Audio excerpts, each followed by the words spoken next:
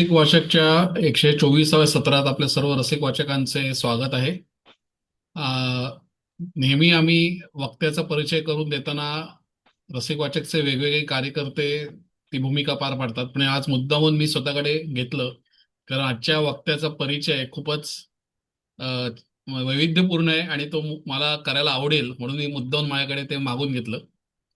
तर आज आपल्या बरोबर आहेत श्री कौस्तुभ शेजवलकर आणि त्यांनी अनुवाद केलेल्या पुस्तकावर ते बोलणार आहेत. अ, पुस्तकाचं नाव आहे the ape in our house. Original पुस्तक कॅथी हेज यांनी लिहिलंय आणि अनुवाद कौस्तुभ शेजवलकर यांनी केलाय. तर अनुवादकाचा परिचय करून द्यायला मला आज आनंद होतोय. स्वतः कौस्तुभ शेजवलकर LME म्हणजे लायसन्सिएट ऑफ मेकॅनिकल इंजिनिअरिंग त्यांनी केलेलं आहे आणि त्यानंतर PDCA म्हणजे post diploma in computer application आणि त्याचबरोबर BA बॅचलर ऑफ आर्ट्स अशा खूप वेगळ्या पदव्या त्यांनी घेतलेल्या आहेत. IT इंडस्ट्रीमध्ये जवळजवळ 20 वर्ष वरिष्ठ पदांवर सॉफ्टवेअर डॉक्युमेंटेशन संबंधित जबाबदाऱ्या पार पाडलेल्या आहेत आणि तणावरहित आरोग्यपूर्ण जीवनशैली अंगीकारता यावी, आपले छंद जोपासता यावेत म्हणून त्यांनी 2015 पासून स्वेच्छानिवृत्ती घेतलेली आहे. त्यांचे छंद आहेत वाचन, प्रवास, आगपेट्या जमवणे आणि आपल्या रसिक वाचक समूहावर ते कार्यरत आहेत. तर साहजिकच त्यांचा वाचनात आवडता विषय आहे. प्राणी पक्षी कथा, विज्ञान विज्ञान कथा, साहस कथा, भयकथा ही पुस्तकं त्यांना वाचायला आवडतात. काही इंग्रजी गोष्टी कथांचे अनुवाद मराठी मासिकातून प्रसिद्ध झालेले आहेत. सुलेखन, कॅलिग्राफी, एक्सप्रेसिव्ह वर्ड्स काढण्याचा त्यांचा छंद आहे. काही इंग्रजी एक्सप्रेसिव्ह वर्ड्स द हिंदू या वृत्तपत्रात प्रसिद्धही झाले आहेत. देश परदेशातील सुमारे 13,000 आगपेट्यांचा संग्रह त्यांनी केला आहे. मे 2008 मध्ये नेहरू सेंटर मुंबई येथील प्रदर्शनात काही निवडक आगपेट्या त्यांनी मांडल्या होत्या. बरं, ते इथंच थांबत नाहीत. महाराष्ट्रात गड किल्ले, जंगलातील भटकंती त्यांनी 17व्या-18व्या वर्षापासून सुरू केलेली आहे आणि आतापर्यंत 80च्या आसपास किल्ले त्यांचे चढून झालेले आहेत. भारतात पशु पक्षी निरीक्षणासाठी 16-18 अभयारण्यातून ते हिंडलेले आहेत. अजून अर्धाच झालाय परिचय. 1986 साली 20व्या वर्षी ते पहिल्यांदा जम्मू काश्मीरमध्ये मार्गन सिंथन पास ट्रेकमध्ये सहभागी झाले. जानेवारी 2018 मध्ये जम्मू काश्मीर मधल्या लडाख प्रदेशात गोठलेल्या झंस्कार नदीवरून गोठलेल्या नीरक धबधब्यापर्यंतचा 6 दिवसांचा ट्रेक त्यांनी यशस्वीरित्या पूर्ण केलेला आहे. नॅशनल जिओग्राफिकच्या मते हा जगातील पहिल्या 10 थरारक ट्रेक्सपैकी एक आहे. युथ हॉस्टेल अंबरनाथ युनिटच्या टप्प्याटप्प्याने मुंबई ते गोवा, महाराष्ट्राचा समुद्रकिनारा पायी चालत जायच्या मोहिमेत त्यांनी सहभाग दर्शवलेला होता. मुंबई ते गोवा समुद्रकिनार पायी सागरी पदभ्रमंती त्यांनी केली. आतापर्यंत 24 देशांना त्यांनी भेट दिलेली आहे. 1998 साली अमेरिकेच्या पहिल्या भेटीत 15,000 फुटांवरनं पॅराशूटच्या सहाय्याने त्यांनी स्काय डायव्हिंग केले. 2002 साली युरोरेलच्या रेल्वे पासच्या सहाय्याने केवळ 1,20,000 रुपयामध्ये 31 दिवसात युरोपमधील 12 देश पाहिले. दक्षिण ध्रुवाभोवतालच्या अंटार्क्टिक खंडाची 10 दिवसांची क्रूज डिसेंबर 2007 मध्ये आणि उत्तर ध्रुवाभोवतीच्या आर्क्टिक परिसराची 8 दिवसांची क्रूज जून 2012 मध्ये केलेली आहे. 16 मध्ये ऑक्टोबर-नोव्हेंबर मध्ये डर्बन ते अलेक्झांड्रिया असा दक्षिण Africa, Botswana, Zambia, Tanzania, Kenya, Ethiopia, Sudan आणि इजिप्त या 8 देशातून, तसेच करू दक्षिण आफ्रिका, बयुदा नुबियन दोन्ही सुदान व सहारा इजिप्त अशा 4 वाळवंटातून, तसेच मकरवृत्त बोटस्वाना, विषुववृत्त केनिया, कर्कवृत्त इजिप्त पार करणारा सुमारे 14,000हून अधिक किलोमीटरचा प्रवास 42 दिवसात कारने पार करून केपटाऊन ते कैरो मोहीम यशस्वीरित्या पूर्ण केली. आमचे असे नमस्कार आहेत तुम्हाला कौस्तुभ. हा एक भारतीय विक्रम असून तो 2017च्या इंडिया बुक ऑफ रेकॉर्ड्स मध्ये समाविष्ट झालेला आहे. त्यानंतर मी कौस्तुभ यांच्याशी बोलताना म्हटलं आता लेटेस्ट पण सांगा काही केलेले पराक्रम, तर त्यांनी मला पाठवलेले आहेत, त्यातले काही वाचून दाखवतो. 2016 मध्ये आळंदी ते पंढरपूर संपूर्ण वारी त्यांनी पायी पूर्ण केलेली आहे. 2023 मध्ये मसुरी ते गंगोत्री भागीरथीच्या काठाने गाडी रस्त्याने 220 किलोमीटर पदभ्रमण, गाडी रस्त्याने पण पदभ्रमण केलंय. 2024 मध्ये लेह ते मनाली सिंधूच्या काठाने गाडी रस्त्याने पदभ्रमण सुरू केलं. 2025 मध्ये उत्तर काशी ते गुप्त काशी गाडी रस्त्याने पदभ्रमण 190+ किलोमीटर. 2025 मध्ये सावंतवाडी वॉकेथॉन मध्ये 25 तासामध्ये 50 किलोमीटर अंतर पूर्ण केलं. बापरे, म्हणजे हे आमच्या सगळ्यांच्या कॅपॅसिटीच्या इमॅजिनेशनच्या बाहेर आहे. तो कौस्तुभ शेजवलकर, आता सूत्र तुम्हाला मी अ, देतो आणि आजच्या सत्राची सुरुवात तुम्ही करावी तुमच्या सादरीकरणातून अशी विनंती करतो. धन्यवाद. आता माझी ओळख करून देताना तुम्ही बरंच म्हणजे जे काही सांगितलं ते ऍक्च्युली अमुक करायचं वगैरे म्हणून असं ठरवून ते काही केलं नव्हतं. जसजसं माझ्या इंटरेस्टनुसार संधी मिळाली, मला वाटलं आणि प्रयत्न केले आणि ते होत गेलं. त्यामुळे आतापर्यंत हे सगळं घडून आलं. तर पुस्तकाच्या बाबतीत आता मला या मंचावर आमंत्रित केल्याबद्दल भूषण मुळे, रसिक वाचकची टीम आणि सर्व संबंधितांचे मी आभार मानतो. आणि आज इथे व्हर्च्युअली आता उपस्थित असलेल्या सर्व रसिकांचेही आभार. आधी मी माझ्या या पुस्तकामधली एक त्रुटी मला आत्ता कळलेली आहे. आत्ता म्हणजे ऍक्च्युली छापल्यानंतर लगेच कळलेलं होतं, तर ते मी आधी स्पष्ट करतो.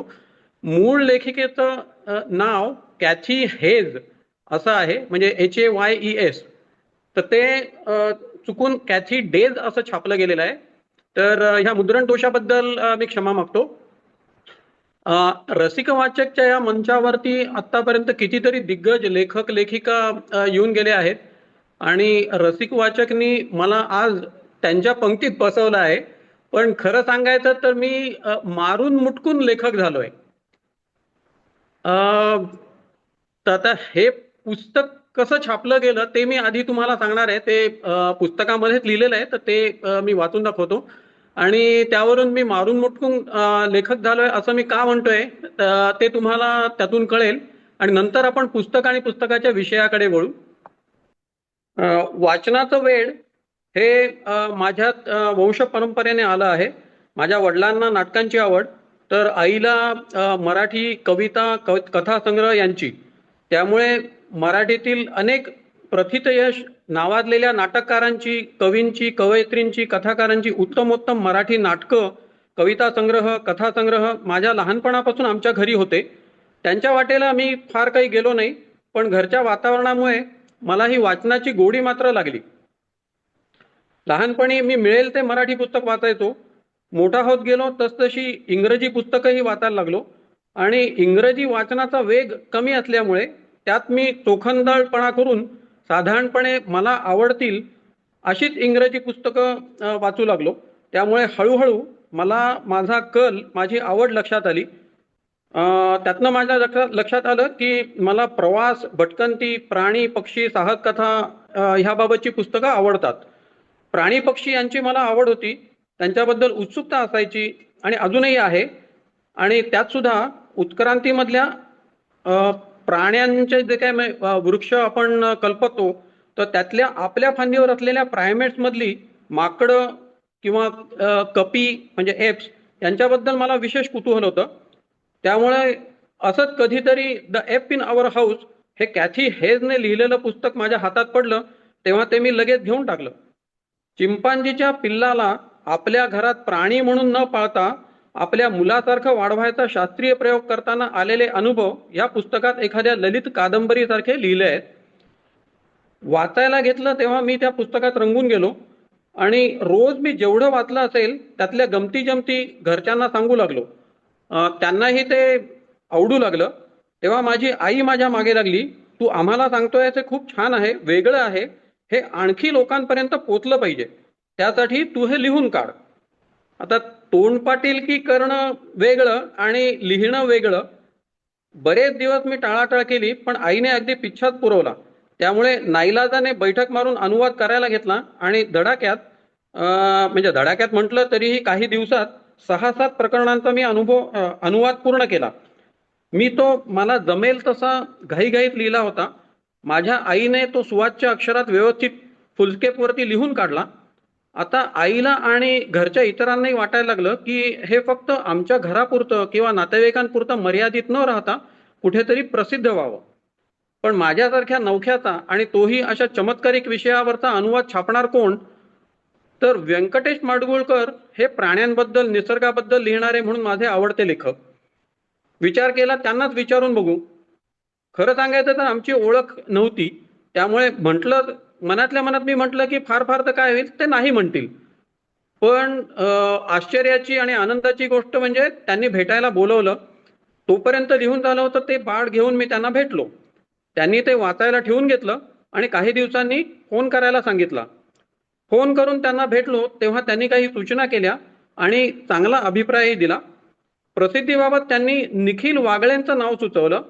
ते म्हणाले, लिखाण चांगलं असेल तर वागळे लेखक नवा आहे की प्रस्थापित ते बघत नाहीत. त्यामुळे लगोलग मग वागळेंना भेटलो. झाला होता तेवढ्या प्रकरणांचा अनुवाद त्यांनी वाचला आणि उरलेल्या प्रकरणांचा अनुवाद करा म्हणजे अक्षरच्या दिवाळी अंकासाठी घेऊ म्हणून सांगितलं. झालं.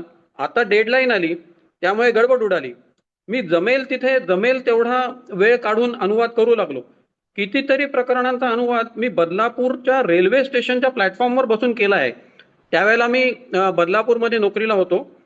तर मी वेगाने अनुवाद करत होतो तेव्हा आई घरातली कामं सांभाळून तेवढ्याच वेगाने झालेली प्रकरणं सुवाच्य अक्षरात लिहून काढत होती.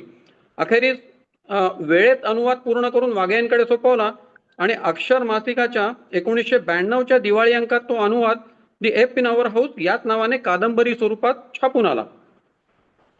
माझे मामा मामी रविकांत सहस्त्रबुद्धे आणि किरण सहस्त्रबुद्धे यांच्याद्वारे अलीकडेच परममित्र पब्लिकेशनचे माधव जोशी आणि प्रदीप गुजर यांची ओळख झाली. त्यांनी ही कादंबरी वाचली आणि पुस्तक स्वरूपात प्रकाशित करण्याची इच्छा प्रकट केली. दिवाळी अंकातील कादंबरी पुस्तक रूपात प्रसिद्ध करत असल्यामुळे त्यात योग्य ते जुजबी फेरबदल दुरुस्त्या करून थोडी भर घालून ही कादंबरी छापली गेली. ह्या सबंध प्रक्रियेत माझी आई माझ्या खनपटीला बसली नसती तर हा अनुवाद काही माझ्याकडून लिहून झाला नसता. तिने नुसतं उत्तेजनच दिलं असं नाही, तर वेळात वेळ काढून मी लिहिलेला संपूर्ण अनुवाद तिच्या सुवाच्य अक्षरात लिहून काढून सक्रिय मदत केली. ह्या सगळ्यासाठी तिथे औपचारिक आभार न मानता मी तिच्या ऋणातच राहणं पसंत करीन. व्यंकटेश माडगुळकर यांनी काही ओळख देख नसताना जी आपुलकी दाखवली आणि मोलाचं मार्गदर्शन केलं त्याबद्दल मी कृतज्ञता व्यक्त करतो. निखिल वागळे यांनी माझ्यासारख्या नवख्या लेखकाला तेव्हा प्रसिद्धी देऊन जे उत्तेजन दिलं आणि आता त्या कादंबरीच्या पुस्तक रूपातील पुनर्मुद्रणाला परवानगी दिली त्याबद्दल त्यांचे मनपूर्वक आभार. माझ्या कादंबरीचे पुस्तक व्हावे यासाठी माझा मामा रवी सहस्त्रबुद्धे आणि किरण मामी यांनी जे प्रयत्न केले, वेळोवेळी मदत केली त्याबद्दल त्यांचेही आभार. ही कादंबरी परममित्र प्रकाशनतर्फे पुस्तक रूपात प्रसिद्ध करण्यासाठी पुढाकार घेतल्याबद्दल परममित्र प्रकाशनच्या माधव जोशींचेही आभार. मासिकातील कादंबरी ही पुस्तक रूपात प्रसिद्ध करण्यासाठी जे बदल करावे लागतात त्यासाठी प्रदीप गुजर यांनी जी मेहनत घेतली, परिश्रम घेतले, जी मदत केली त्याबद्दल त्यांचेही आभार. अनेक इंग्रजी शब्दांचे अमेरिकन उच्चार देवनागरीतून कळवून त्या चुका टाळायला मदत केल्याबद्दल माझा अमेरिकेतला मामा सतीश इंगळे याचेही आभार. तर अशा पद्धतीने हौस म्हणून किंवा गंमत म्हणून मी थोड्या थोड्या प्रकरणांचा अनुवाद केला होता आणि शेवटी आई मागे लागल्यामुळे ते पुस्तक रूपामध्ये प्रसिद्ध झालं. तर हे झालं पुस्तकाबद्दल. ही झाली पुस्तकाची जन्मकथा आणि आता आपण पुस्तकाकडे वळूया.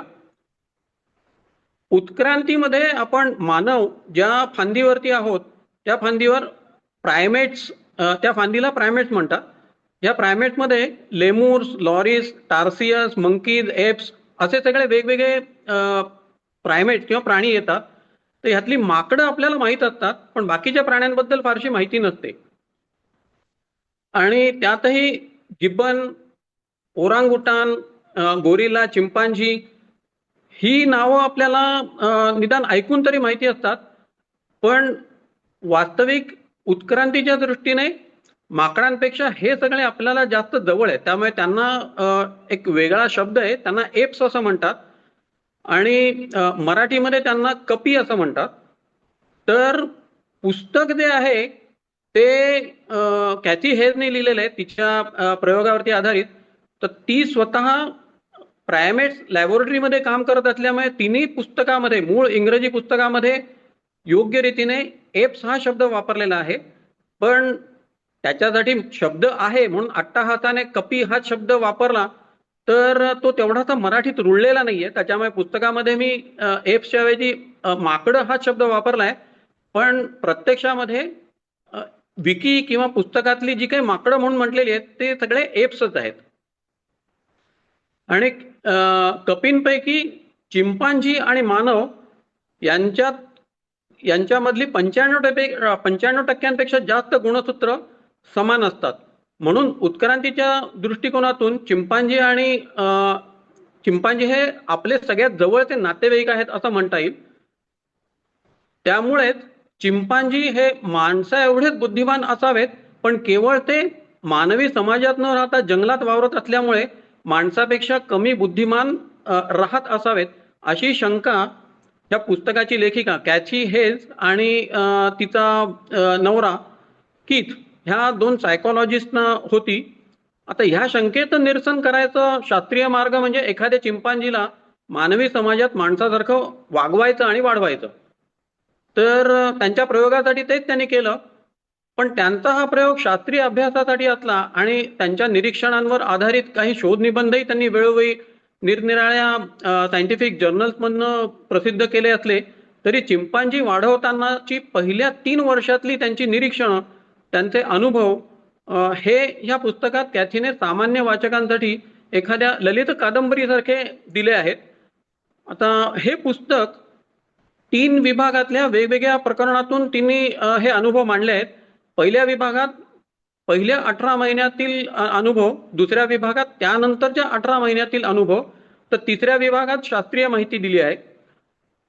आता क्लिष्ट शास्त्रीय माहिती देण्याऐवजी थोडी आणि जुजबी शास्त्रीय माहिती आणि मुख्यतः मनोरंजन हा या अनुवादाचा माझा हेतू असल्यामुळे पहिल्या 2 पूर्ण विभागांचा स्वैर अनुवाद मी केला आणि तिसऱ्या विभागात म्हणजे जिथे मी आधी म्हटलं की क्लिष्ट आणि शास्त्रीय माहिती होती, तर त्या तिसऱ्या विभागातल्या सर्व प्रकरणांचा गोषवारा एका प्रकरणात दिला आहे.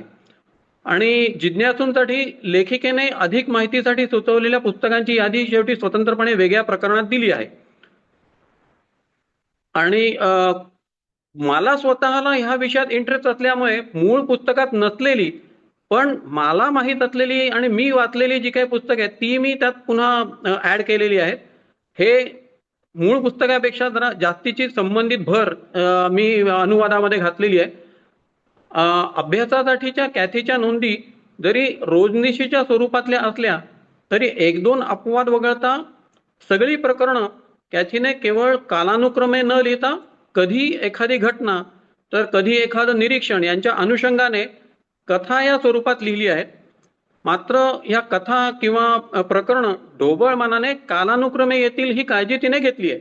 त्यामुळे ही शास्त्रीय निरीक्षणाची वृक्ष जंत्री न होता हे एका जगावेगळ्या प्रयोगाद्वारे अनोख्या विश्वाची तोंडओळख करून देणारं मनोरंजक पुस्तक आहे.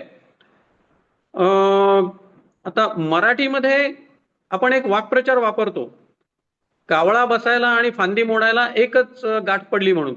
म्हणजे कावळा बसल्यामुळे फांदी मोडत नसते हे आपल्याला अनुभवाने माहीत असतं, पण विज्ञानामध्ये हे असं माहीत असून चालत नाही. ते शक्य तिथे प्रयोगाद्वारे वैज्ञानिक पद्धतीने सिद्ध करावं लागतं. आणि गंमत अशी आहे की वेगवेगळी रसायनं म्हणा किंवा दगडधोंडे, धातू, यांत्रिक रचना यात अगदी अणूपासून ते रॉकेटपर्यंत कुठल्याही निर्जीव वस्तूंचे प्रयोग करणं त्या मानाने सोपं असतं.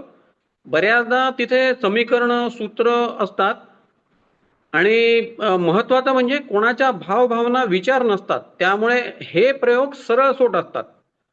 पण सजीवांवर प्रयोग करताना त्या सजीवांच्या भावभावना, विचार, मूड, पूर्वग्रह, संस्कार, शिक्षण यांचा परिणाम होऊ शकतो. म्हणजे बघा, तुम्हाला कॅन्सर झालाय असं सांगितल्यावर एखादा रुग्ण आता आपण मरणारच असं म्हणून निराश दुर्मुखलेला राहतो, तर दुसरा एखादा ट्रीटमेंट घेता घेता शेवटच्या क्षणापर्यंत जमेल तेवढं रसरसून जगतो आणि कधी कधी डॉक्टरांच्या अपेक्षेपेक्षा जास्त जगतो.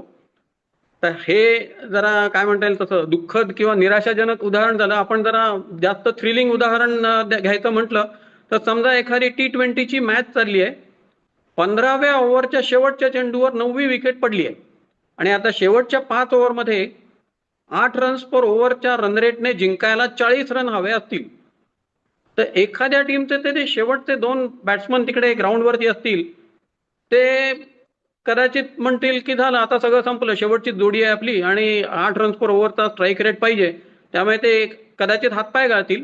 तर दुसऱ्या एखाद्या टीमचे बॅट्समन म्हणतील अरे अजूनही आपल्याकडे 1 विकेट आहे आणि चक्क तब्बल 30 बॉल आहेत, असं म्हणून ते लढू शकतील. तर हा जो मानवी मनाचा प्रतिसाद बऱ्याच गोष्टींवर अवलंबून असतो, तीच चिंपांजींच्या मनाच्या प्रतिसादाबाबतही आहे. आता हे प्रयोग कॅथीने चिंपांजीच्या बुद्धिमत्तेबाबत म्हणजे हा प्रयोग तिने केला असला तरीही त्यात बालमानसशास्त्र, बालसंगोपन, पालकत्व, मानवाची बुद्धिमत्ता, अनुवंशिकता असे बरेच पैलू आहेत आणि पुस्तकामध्ये आता प्रत्यक्ष अप्रत्यक्ष संबंध आहे तो उलगडूनही वेळोवेळी दाखवलेला आहे. चिंपांजींवरती प्रयोग करताना तुलनेसाठी त्याच वयाची मानवी मुलं आणि प्रयोगशाळेमधले चिंपांजी अशीही तुलना वेळोवेळी निरीक्षणांच्या आधारे केली आहे. विकी शिवाय म्हणजे विकी म्हणजे त्या कॅथी हेजनी घरी जे चिंपांजींचं पिल्लू आणलेलं होतं, तर तिला त्यांनी नाव विकी असं दिलेलं होतं. तर या विकी शिवाय प्रयोगशाळेमधल्या काही माकडांवरही प्रयोग केले, पण मानवी मुलांवरती प्रत्यक्ष प्रयोग केले नाहीत. पण तुलना मात्र ते करू शकले किंवा मानवी मूल कसं वाढतं हे त्यांना माहीत असल्यामुळे त्यांनी त्याच वयाच्या मानवी मुलाची वागणूक आणि त्यांची निरीक्षण ह्याच्या आधारे तुलना केली. वाढीच्या टप्प्यांशी सहज सांगड घालता यावी आणि तुलना करायला सोयीचं व्हावं यासाठी ढोबळमानाने वयानुसार निरीक्षणं लिहिली आहेत. सगळ्या घटना, सगळी निरीक्षणं ही एखाद्या डायरीसारखी किंवा प्रवास वर्णनासारखी तंतोतंत कालानुक्रमे किंवा क्रोनॉलॉजिकल ऑर्डरमध्ये लिहिली नाहीयेत. तर आधी म्हटलं तसं वेगवेगळ्या घटना किंवा प्रयोग ह्याच्या अनुषंगाने एकत्र करून दिलेली आहेत. आता आपण पोलीस तपास कथा, पोलीस चातुर्य कथा वाचतो तेव्हा त्या एका विशिष्ट केसबाबत सगळी माहिती सलग सुसंगतपणे त्यात दिलेली असते. पण वास्तवात मात्र त्या विशिष्ट केस बरोबरच संबंधित तपास अधिकाऱ्याला असंख्य वेगवेगळ्या जबाबदाऱ्यांमुळे त्या केसशी संबंधित नसलेलीही कामं करावी लागतात. म्हणजे 2 गटांमध्ये वैमनस्य आलं असेल तर ते सांभाळायचं, कुठल्या एखाद्या केससाठी कोर्टात साक्षीला जायचं किंवा VIP बंदोबस्त, वरिष्ठ अधिकाऱ्यांचं ब्रीफिंग. आता पोलीस कथेमध्ये हे सगळं वगळून फक्त संबंधित केसबाबतच्या घटना दिलेल्या असतात. तसंच इथे संबंधित निरीक्षणांशी सुसंगत अशा घटना एकत्र दिल्या आहेत आणि हा सगळा घाट म्हणजे त्या कॅथी हेज आणि कीथनी जो प्रयोगाचा घाट शास्त्रीय प्रयोगांसाठी घातला असला तरी या पुस्तकाची भाषा शोध निबंधांसारखी कोरडी, क्लिष्ट, शास्त्रीय, अकादमिक अशी नाहीये. तर या संपूर्ण मोठ्या प्रयोगादरम्यान लेखिकेने केलेल्या निरनिराळ्या छोट्या प्रयोगांमधल्या निरीक्षणांवर, अनुमानांवर आधारित वेगवेगळे शोधनिबंध तिने वेळोवेळी लिहिले. पण ह्या पुस्तकामध्ये मात्र रोजच्या वापरातली साधी सोपी भाषा वापरली आहे. त्यामुळे वैज्ञानिक प्रयोगांची मांडणी, त्यांची निरीक्षणं, त्यावरून काढलेले निष्कर्ष, ही संपूर्ण प्रक्रिया, त्यांचे टप्पे हे सामान्य वाचकांना रंजक वाटतात आणि गुंतवून ठेवतात. आता गंमत म्हणून एक करत असलेला प्रयोग किंवा त्यांनी केलेला एक प्रयोग सांगतो. ती विकी जेव्हा लहान होती आणि तिला ते दूध द्यायचे, बाटलीतून दूध द्यायचे, तर ती दुधाची बाटली एका ट्रॉलीमध्ये ते ठेवून द्यायचे. त्या ट्रॉलीला दोरी बांधलेली असायची आणि दोरीचं टोक त्या विकीच्या जवळ ठेवलेलं असायचं.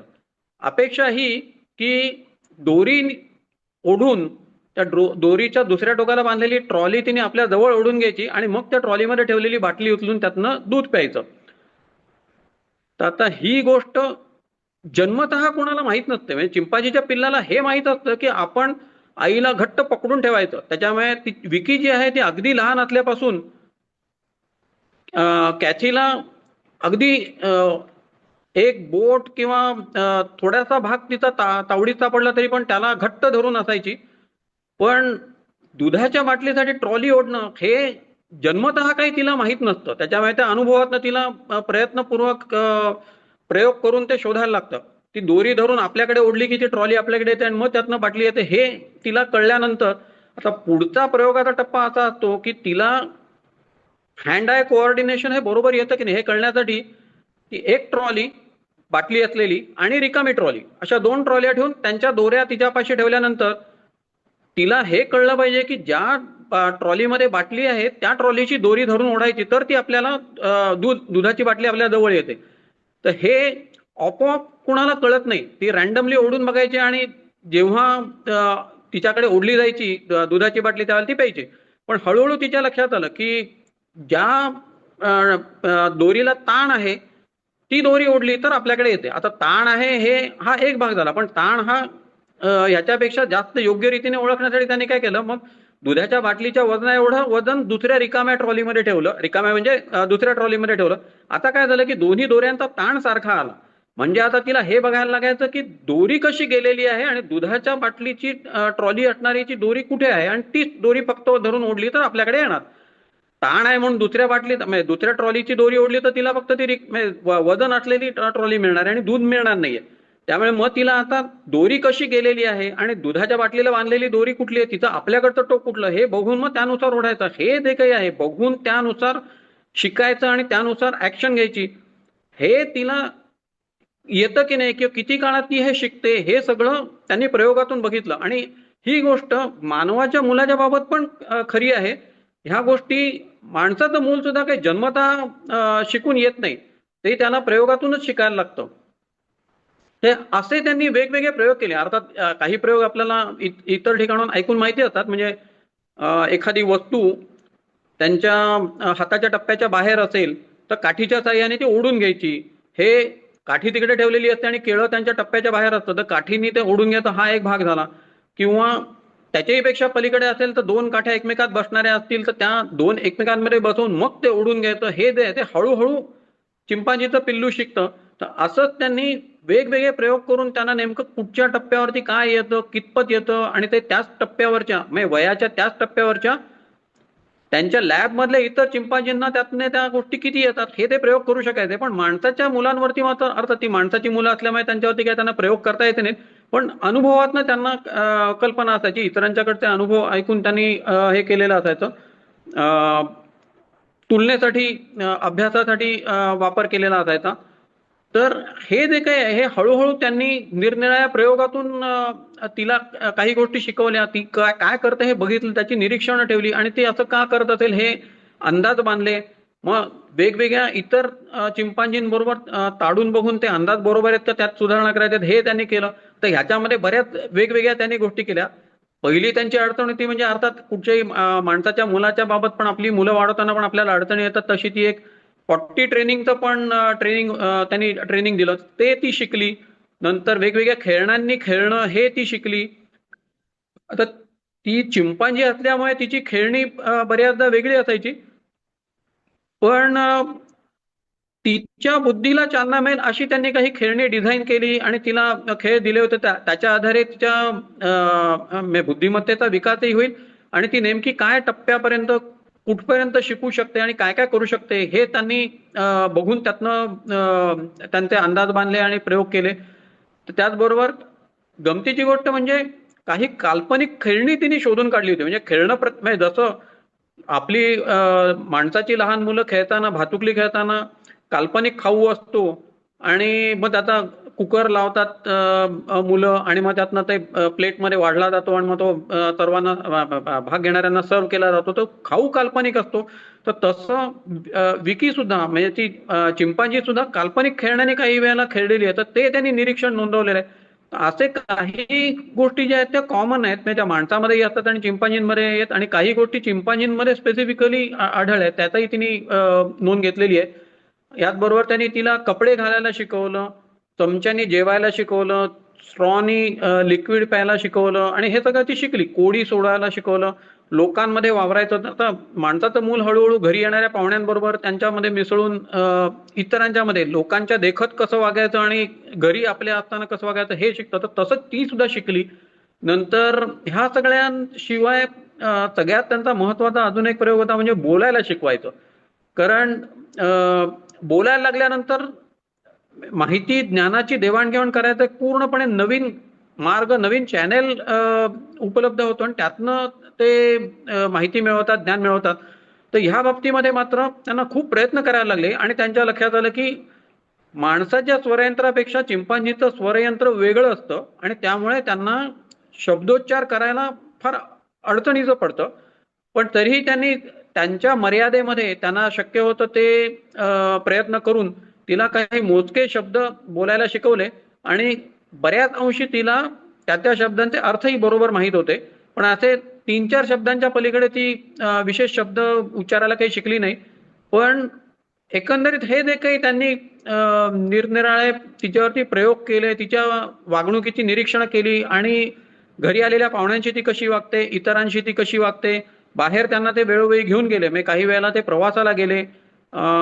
वेगवेगळ्या युनिव्हर्सिटीजमधनं त्यांनी इतर शास्त्रज्ञांना म्हणजे शास्त्रज्ञांकडे तिला घेऊन म्हणजे नेलं आणि त्यांच्या देखत काही प्रयोग करायला लावले. त्याचं शूटिंग त्यांनी केलंय. तर तिथे तिच्या प्रयोगाची जी काही त्यांनी शूटिंग केलेलं होतं तर ते इंटरनेटवरती मला शोधाशोध करताना सापडलं होतं. तर ते इंटरनेटवरती अवेलेबल आहे. तर त्या वेबसाईटचं नाव सुद्धा म्हणजे ज्या युनिव्हर्सिटीने ते अपलोड केलेलं आहे तर त्याचं नाव सुद्धा मी त्या पुस्तकांच्या यादीच्या शेवटी दिलेलं आहे. तर तिथे त्या विकीला ते वेगवेगळे प्रॉब्लेम सॉल्व्ह करताना ती काय कसं डोकं लढवते आणि काय करते, काय कशी वागते हे सगळं आपल्याला तिकडे बघायला मिळतं. तर हे सहसा दुर्मिळ असतं. म्हणजे पुस्तकामध्ये जे काही वर्णन केलेलं आहे आणि ते विशेषतः खूप जुनं असेल कारण ह्या सगळ्या घटना हे सगळे प्रयोग 1950च्या सुमाराला कॅथी आणि कीथनी केलेले आहेत.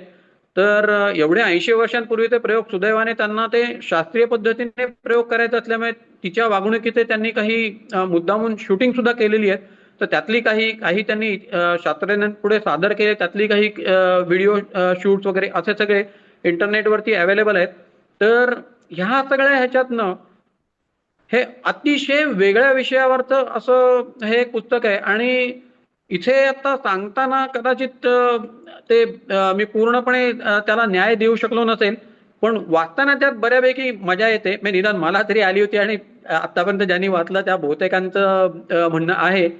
तर माझ्या समजुतीप्रमाणे मराठीतलं या विषयावरचं हे पहिलं आणि अजूनपर्यंत एकमेव पुस्तक आहे आणि अतिशय वेगळं आहे आणि प्रयोग खूप इंटरेस्टिंग आहे. त्या कॅथीची निरीक्षणं खूप इंटरेस्टिंग आहेत. इतर वेगवेगळ्या प्राण्यांशी ती विकी कशी वागली, ती लोकांशी कशी वागायची, तर ही सगळी निरीक्षणं वाचायला खूप मजा येते आणि माझा अंदाज आहे की रसिक वाचकच्या सदस्यांना सुद्धा ते पुस्तक आवडावं. तर त्यामुळे माझी विनंती आहे की तुम्ही शक्य झालं तर ते पुस्तक जरूर विकत घ्या, वाचा आणि तुमचे अभिप्रायही जरूर कळवा. धन्यवाद.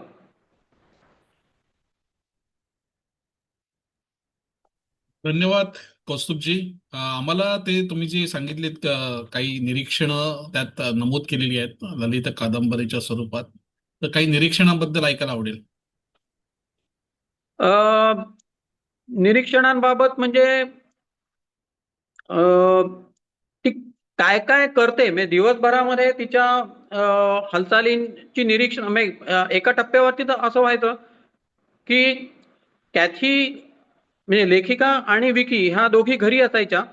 तर त्यावेळेला रोजची कामं करता करता विकी काय करतीये आणि ती ती प्रयोगाच्या दृष्टीने आणि इन जनरल पण विकीला काही त्रास होत नाही ना किंवा तिथे काही हाल होत नाहीत ना ती ह्या दृष्टीने ती वेळोवेळी बघायची आणि दिवसभरात ती जी काही बघतीये त्याच्यात तिच्या डायरीमध्ये नोंदी करायची आणि त्याचबरोबर संध्याकाळी तिचा नवरा कीत घरी आला की ती त्याला सांगायची. मग त्याच्यामध्ये एक म्हणजे ह्याच्यामध्ये एक असं प्रकरण आहे की दिवसभरामध्ये विकीनी आज काय केलं ह्याच्यामध्ये मग तिने काय पद्धतीने घरामध्ये उड्या मारल्या किंवा ती इकडनं तिकडे कशी चालत गेली किंवा चालताना ती धरून चालत होती का कुठे बघत होती. तर असे बारीक सारीक मुद्दे तिने बघितलेत आणि नोंद करून ठेवली आणि तसं सांगितलेलं आहे. आणि नंतर नंतर मग तिला त्यांनी काही ऍक्टिव्हिटीज शिकवलेल्या होत्या.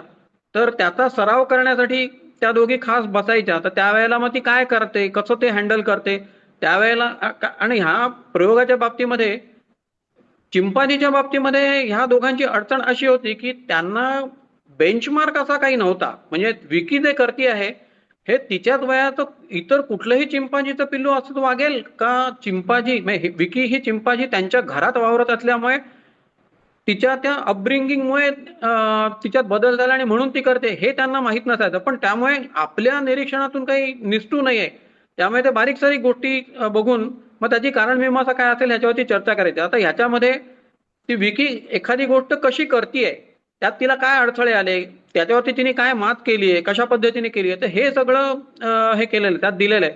आणि त्याचबरोबर एक फार इंटरेस्टिंग प्रकरण त्या पुस्तकामध्ये आहे की विकी वावरत असताना ती घराबाहेर जाऊ नये याच्यासाठी म्हणजे ती मर्यादित एका जागेमध्ये राहावी याच्यासाठी त्यांचे प्रयत्न चाललेले होते.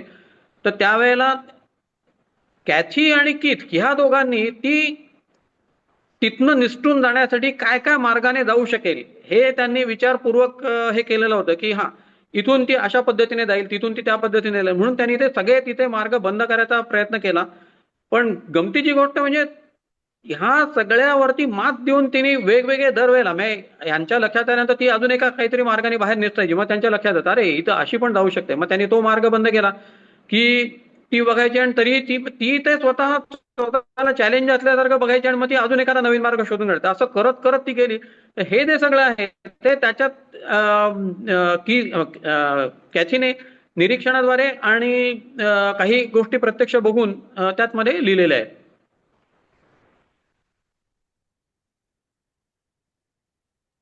वाह, छान. म्हणजे नक्कीच ते तुम्ही जे काही सांगितलं त्यावरनं ते उत्कंठावर्धक पुस्तक असणार आहे यात काही शंकाच नाही. तर रसिक वाचक मंचावर कोणाला काही विचारायचं असल्यास, काही प्रतिक्रिया द्यायची असल्यास जरूर द्यावी. काही विचारायचं असल्यास जरूर विचारावं. सर तुमचं सेशन फार चांगलं आहे. पहिली गोष्ट, रसिक वाचकचा जो पर्पज आहे, तर माझ्या मते हा एक पर्पज आहे की तेच तेच वाचणं ह्याच्यावरती ऐकण्यापेक्षा काहीतरी वेगळा विषय तुम्ही मांडलात याबद्दल धन्यवाद. पहिली गोष्ट. दुसरी गोष्ट, तुमचे जे आतापर्यंतचे अचिव्हमेंट आहेत त्याला 1000 सॅल्यूट्स. तिसरी गोष्ट, हा जो सब्जेक्ट आहे की एखाद्या चिंपॅन्झीचं आयुष्य मॉनिटर करायचं, त्यानुसार ऑब्झर्वेशन करायची, याला फार परिश्रम लागले असतील आणि ते तुम्ही चांगल्या तऱ्हेने ट्रान्सलेट केले असेल. मी पण ते पुस्तक वाचेन. आणि आणखीन एक गोष्ट सांगायची म्हणजे आता हे तुम्हाला पुढच्या ह्याच्यात कितपत सक्सेसफुल होतं माहित नाही, पण मराठी फिल्म इंडस्ट्रीमध्ये असे सब्जेक्ट फार कमी आहेत. तुम्ही जे सांगितलेत ते, या धर्तीवरती मल्याळम इंडस्ट्रीमध्ये एका हत्तीवरती सिनेमा निघालेला होता की एक हत्ती पाळतो आणि त्याला काय काय डिफिकल्टीज येतात. तर तुम्ही त्या दृष्टीने पण विचार करावा असं माझं मत आहे की हा जो सब्जेक्ट आहे हा युनिक आहे आणि ह्याच्यामध्ये तर फार जवळीक आहे. म्हणजे ऍटलिस्ट मनुष्याचं इव्होल्युशन कसं झालं आणि त्याच्या आणि चिंपॅन्झींच्या हॅबिट्स कशा आहेत. तर हे तुम्ही अनुवाद केला याबद्दल खरोखर तुमचे आभार आहेत आणि धन्यवाद आहेत. आणि हा सब्जेक्ट मला पर्सनली फार आवडला. थँक्यू. धन्यवाद. चिंपांजीच्या पिल्लाबाबत आहे तसं माझ्या संग्रहामध्ये आणखीनही अशी काही पुस्तकं आहेत की ज्याच्यामध्ये आपण कल्पनाही करू शकत नाही तसे वेगवेगळे प्राणी लोकांनी पाळलेले आहेत आणि त्यांच्याबाबत पाळलेले असतानाची निरीक्षण आहे. पण आता ह्या पुस्तकाच्या बाबत कसं आहे की चिंपांजीचं पिल्लू त्यांनी खास एका विशिष्ट हेतूने प्रयोगासाठी घरी आणून त्याला स्वतःच्या मुलीसारखं वाढवलं. पण त्या प्राण्यांसारखंच ज्यांनी ते पाळले होते त्यांनी वागवलं होतं. तर ह्याच्यामध्ये जिराफाचं पिल्लू एकाने घरी पाळलं होतं, तर त्याच्यावरती पुस्तक आहे एक. मला आता नाव नेमकं आठवत नाहीये, पण जिराफाचं आहे. त्याबरोबर चिंपांजीच्या बाबत अजून एक दोन आहेत. म्हणजे विकीचा हा प्रयोग जो आहे हा बराच जुना पुस्तक आहे ते. 50च्या दशकात 52च्या सुमाराचं पुस्तक आहे ते आणि त्याच्या आधी ते प्रयोग केले होते. पण त्याच्यानंतर ल्युसी म्हणून एका चिंपांजीच्या म्हणजे मादी चिंपांजीला पुन्हा दुसऱ्या एका कपलनी बऱ्यापैकी नंतर म्हणजे मला वाटतं 60 का 70च्या दशकामध्ये पाळलं होतं. तर त्याच्यावरती पण त्याने एक सुंदर पुस्तक लिहिलेलं आहे. त्याच्याशिवाय अजून एका चिंपांजीला पाळलेलं आहे. आणि ह्या दोन्ही ल्युसी काय किंवा विकी काय, तर ह्या दोघींना फार थोडे शब्द बोलता आले, कारण तोपर्यंत त्यांचा अभ्यास करणाऱ्यांना कळलेलं होतं की चिंपांजींचं स्वरयंत्र माणसाच्या स्वरयंत्रापेक्षा वेगळं असतं. त्यामुळे त्यांना ती शारीरिक मर्यादा आहे. त्यामुळे एका ठराविक शब्दोच्चारांच्या पलीकडे त्यांना शब्दोच्चारच येत नाही, त्याच्यामुळे त्यांचा शब्दसंग्रह नसतो. तर ह्याच्यावर मात करण्यासाठी आणखीन एका चिंपांजीला त्यांनी अमेरिकन साइन लँग्वेज म्हणजे मूकबधिरांची जी खाणाखुणांची भाषा असते तर ती शिकवली होती. आणि आश्चर्याची गोष्ट म्हणजे तो चिंपांजी साइन लँग्वेज मध्ये जवळजवळ 300 वेगवेगळे शब्द शिकला होता. त्याच्यामुळे तो ह्या आधीच्या दोन्ही चिंपांजींपेक्षा जास्त काय म्हणतात ओघ त्या पद्धतीने फ्लुएंटली तो माणसाची संवाद साधू शकायचा. म्हणजे तो अक्षरशः वाक्याच्या वाक्य अशी खुणेनी बनवून त्याप्रमाणे तो त्याच्या भावना व्यक्त करायचा किंवा प्रश्न विचारायचा. हे सगळी माहितीची देवाणघेवाण त्याच्या बाबतीत ते शक्य झाली, पण विकी आणि याच्या बाबत ते तेवढं जमलं नाही. आणि त्यामुळे तुम्ही म्हणताय तसं हत्ती तर आहे, हत्ती पाळण्याचे अजूनही 1-2 उदाहरणं आहेत. आणि हत्ती आहे, जिराफ आहे, नंतर एक युनायटेड किंगडम मधला एक माणूस होता, त्याने पाळला नव्हता पण जंगली डॉल्फिन त्याच्या किनाऱ्याजवळ होता आणि तो त्याच्याबरोबर त्यांची मैत्री झाली होती. म्हणजे तो डॉल्फिन होता जंगली, तो समुद्रातच असायचा, पण हा जेव्हा पोहायला जाता तेव्हा त्याच्या जवळ येत आणि त्या दोघांची मैत्री होती. त्याच्यावरती एक पुस्तक आहे. याशिवाय कावळ्याबरोबर आला आणि निरीक्षण केली अशी काही आहे. त्यामुळे अशा वेगवेगळ्या प्राण्यांच्या बाबतीमध्ये वेगवेगळ्या लोकांनी पण त्यांनी ते नैसर्गिक प्राणी जसे वागत होते तसं वागू दिलं आणि त्यांची फक्त नैसर्गिक ह्याच्यातली निरीक्षण यांच्या जवळ आलेल्या असतानाची केलेली आहे. पण विकीच्या बाबतीमध्ये मात्र त्यांनी नैसर्गिक चिंपांजी त्यांच्या लॅबमध्ये होते, त्यांच्यावरती त्यांचे वेगळे प्रयोग चालू होते, पण एकट्या विकीला त्यांनी घरी आणून स्वतःच्या मुलीसारखं वागवलं. हा अतिशय वेगळा प्रयोग होता. त्यामुळे हे जरा युनिक उदाहरण आहे. पण बाकी इतर वेगवेगळ्या प्राण्यांना पाळलंय पण प्राण्यासारखं ठेवून त्यांच्या बरोबर राहून त्यांची निरीक्षणं नोंदवली अशी अजूनही बरीच पुस्तकं आहेत. वा, बेसिक फरक तुम्ही सांगितलात की थँक्यू. त्यांनी त्या मुलीसारखं वागवलं, हा मेन बेसिक हो फरक हो. आहे. आणि पुढे म्हणजे हे किती वर्ष त्यांचं असोसिएशन होतं किंवा त्याचा काय उल्लेख आहे त्याचा? नाही मी शोधायचा प्रयत्न केला होता त्यावेळेला इंटरनेट नव्हतं आणि त्यामुळे मला विशेष माहिती कळू शकली नाही. ती पहिल्या 3 वर्षापर्यंत ते अनुभव पुस्तकामध्ये आहेत. आणि मला जी बऱ्याच पूर्वी त्रोटक माहिती कळली होती त्याच्याप्रमाणे ती काहीतरी 6-1 वर्षांपर्यंत जगली होती एवढं माहिती आहे. ऍक्च्युली चिंपांजीचं वय जास्त वयापर्यंत जगतात, पण त्याच्या पुढची माहिती मला खात्रीलायकपणे कळू शकली नाही.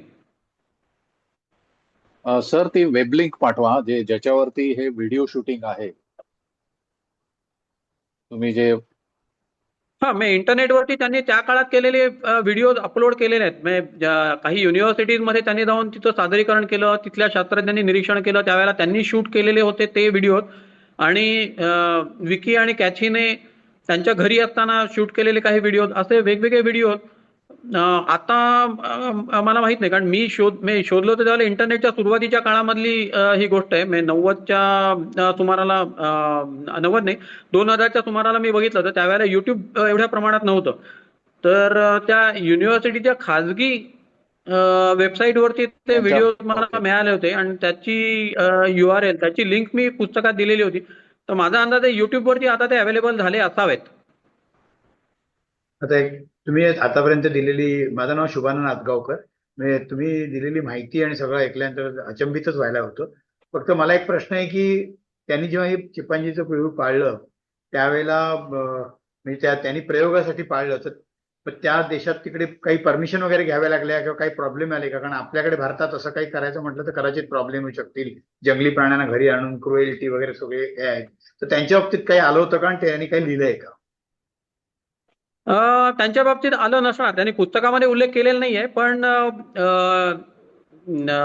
त्यांच्यासाठी हा प्रयोग करणं खरंच सोयीचं असणार.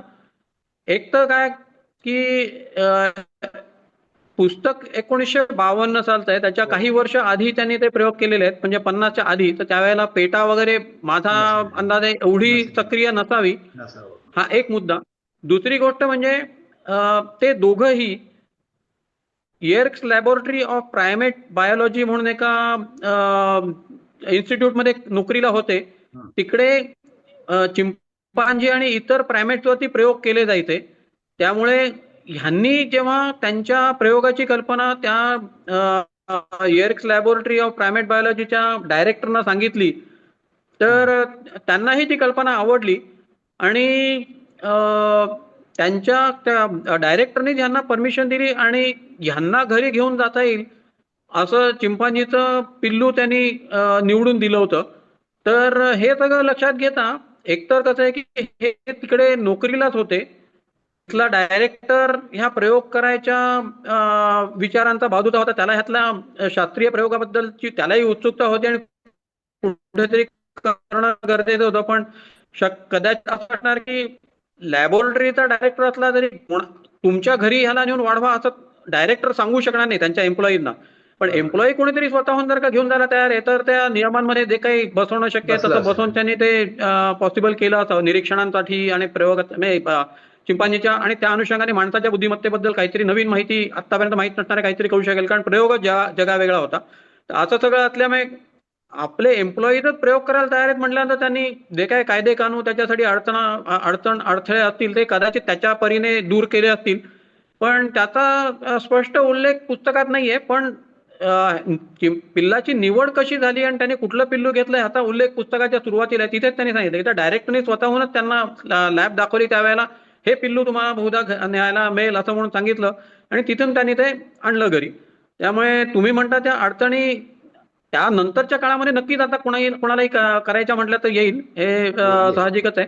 आणि भारतामध्ये तर चिंपांजी हा वन्य प्राण्यांची जी काही यादी असते की जे सर्वाधिक संरक्षित जे आहेत तर त्याच्या यादीमध्ये एक तर तो चिंपांजी भारतामध्ये सापडत नाही. त्याच्यामुळे त्याला आयात करण्यावरतीच मुळात बंदी आहे. तुम्हाला पेट म्हणून तो आणता येत नाही. प्रयोगांसाठी आणता येतो पण त्या अर्थाचं सगळं तुम्हाला सरकारी नियम त्याच्यात आणता येतात. त्यामुळे तुम्हाला पाळण्यात घरी भारतात चिंपांजी आणता येणं शक्यच नाहीये. परदेशामध्ये जिथे किंवा आफ्रिकेमध्ये चिंपांजी सापडतात तिकडे इतर बऱ्याच देशांमध्ये जिथे सापडतात त्या पण देशांमध्ये आफ्रिकेमध्ये त्यांच्यावरती प्राणी म्हणून पेट म्हणून बाळगायला बंदी आहे. आणि आता हा प्रयोग करायचा म्हटला तर बहुधा बरंच अवघड जाईल. त्यामुळे सुदैवाने ह्या सगळ्या कटकटी किंवा अडथळे नव्हते त्या काळात तो प्रयोग झाला आणि त्यामुळे तो होऊ शकला. आता आणखी एक याला लागून प्रश्न आहे की ते जेव्हा पिल्लू आपल्या त्या माणसाच्या घरात असतं तेव्हा मानवी म्हणजे माणसांच्या मुलांना जे काही आजार होतात लहानपणी तशा प्रकारचे या पिल्लांना झाल्याचा काही उल्लेख आहे का पुस्तकामध्ये त्या? हो त्याच्यामध्ये आहे. माणसाला जसा न्यूमोनिया होतो तसा चिंपांजींना पण न्यूमोनिया होतो आणि काही आजार दोघांमध्ये कॉमन असतात. आणि काही आजारांच्या बाबतीत चिंपांजींची प्रतिकारशक्ती कमी असते. म्हणजे न्यूमोनिया बाबत त्यांना विशेषतः विकी लहान असताना फार धोका होता असं सांगितलेलं होतं. त्यामुळे कुठल्याही सर्दी झालेल्या माणसाला ते अजिबात विकीच्या जवळ जाऊ द्यायचे नाहीत किंवा ते अगदी लहान असताना मास्क लावूनच ते चिंपांजी जवळ वावरू द्यायचे आणि अगदी मोजक्याच लोकांना विकीच्या जवळ ते जाऊ द्यायचे. तर ही सगळी काळजी ते घ्यायचे. त्याच्यामुळे काही रोग हे दोन्हीकडे माणसाच्या मुलांना होतात तसेच त्यांना होतात आणि त्यांची तशीच काळजी घ्यायला लागते. पुस्तकामध्ये पुढे उल्लेखही आहे की तिला कसा काही आजार झाला आणि त्यांनी तिची कशी काळजी घेतली. म्हणजे अक्षरशः आपल्या मुलासारखं मुली होती ती. त्यामुळे माझ्या मुलीसारखी त्यांनी रात्र जागून वेळोवेळी तिचा श्वासोच्छ्वास बरोबर होतोय की नाही त्यात काही फरक पडतोय का असं दर काही तासांनी अलार्म लावून उठून लक्ष ठेवून तिला आजारातनं मग बरं करून हे केलेलं आहे. त्यामुळे काही आजार हे दोघांनाही होतात. न्यूमोनिया विशेषतः आणि विशेषतः लहान असताना न्यूमोनियापासून चिंपांजीची जास्त काळजी घ्यायला पाहिजे असं त्यांना सांगण्यात आलं होतं. त्यामुळे त्याच्यापासून त्यांनी खूपच काळजी घेतलेली होती. आणि पुढे मोठी झाल्यानंतर काही गोष्टींच्या बाबतीत कसं असतं की ती उड्या मारते किंवा लटकून इकडनं तिकडे जाते. त्यामुळे पडझड आणि लागणं हे इतर माणसाच्या मुलांपेक्षा त्यांना जरा जास्त व्हायची शक्यता असते. तिथं कधी बोट चिमटलं जायचं कधी कुठे जखमा व्हायच्या हे असं झालेलं आहे. थँक्यू. वेलकम.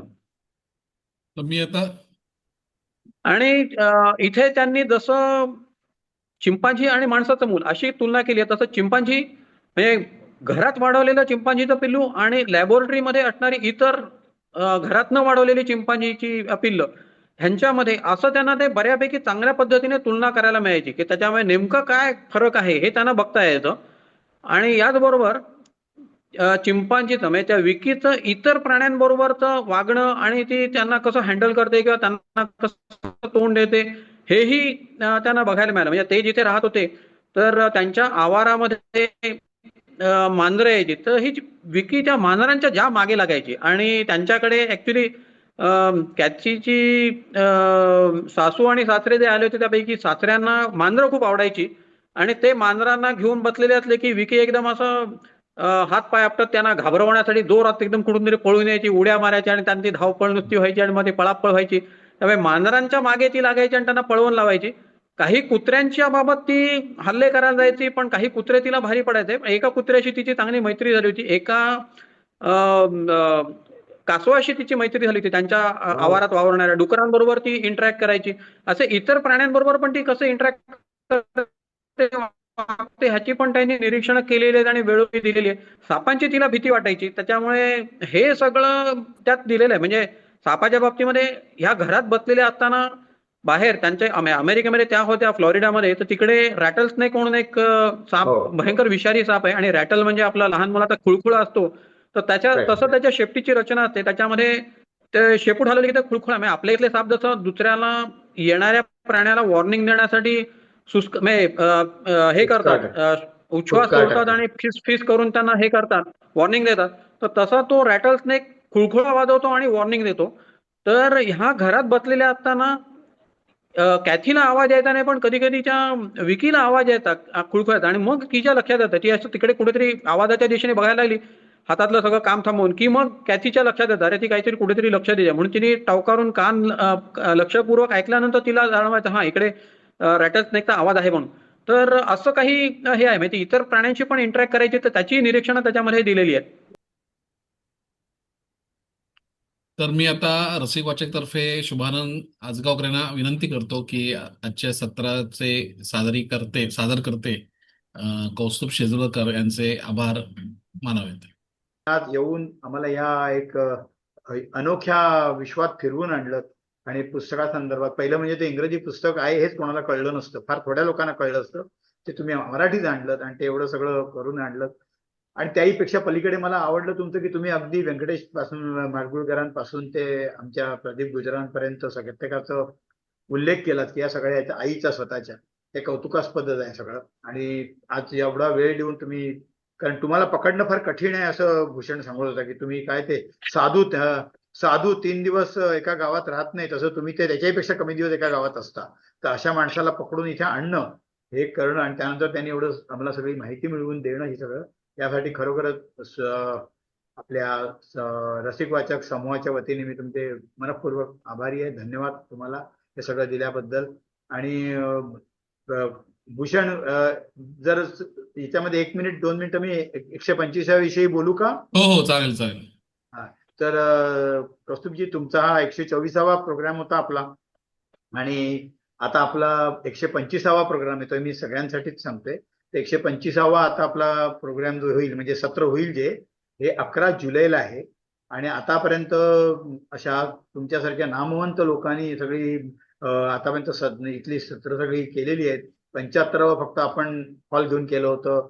त्याच्यानंतर माइलस्टोन जे आहेत 100वं केलं होतं आणि आता 125वं आपण करायचं ठरवलंय. तर 125वं जे सत्र आहे आपलं, ते 11 जुलैला संध्याकाळी ठाण्यामध्ये हितवर्धिनी सभा जी आहे, उमा निळकंठ व्यायामशाळेची जी हितवर्धिनी सभा आहे, त्या हॉल घेऊन आपण करतोय. तर आमचे आतापर्यंतचे सगळे, म्हणजे आजच्या वक्त्यांसह सर्व वक्ते आजपर्यंत काय त्याला म्हणतात, कोणत्याही प्रकारच्या मानधनाची अपेक्षा न करता आणि कोणतंही मानधन न घेता आतापर्यंत त्यांनी सगळ्यांनी केले. 125वे जे सत्र आहे ते सुप्रसिद्ध काय म्हणता येईल त्यांना, मॅनेजमेंट गुरु आणि लेखक डॉक्टर गिरीश जखोटिया हे घेणार आहेत आणि ते 2 तास बोलणार आहेत. पहिला 1 तास त्यांचा कादंबरी आणि त्या विषयावरती आहे की त्याच्या मागे कसं घडत जातं, त्याच्या मागे गुपित काय, लिहिण्याची उर्मी कुठून येते, सगळं कसं लिहिलं जातं, का लिहितो, असे सगळ्याचा ते त्यामध्ये घेणार आहेत. म्हणजे एकाच त्यांच्या कादंबऱ्या आलेल्या आहेत.